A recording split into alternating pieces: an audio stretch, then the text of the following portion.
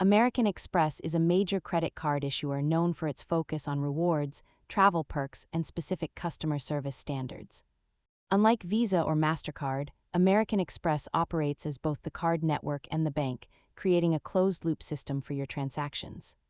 Many users choose these cards specifically for the membership rewards program, which can offer high value when transferred to airline or hotel partners.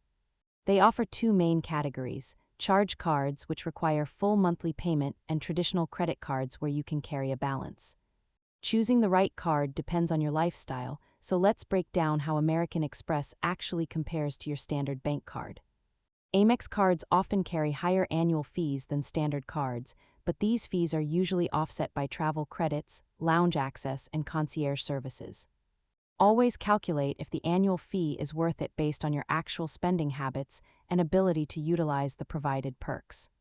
Evaluate your spending patterns before applying for any credit product.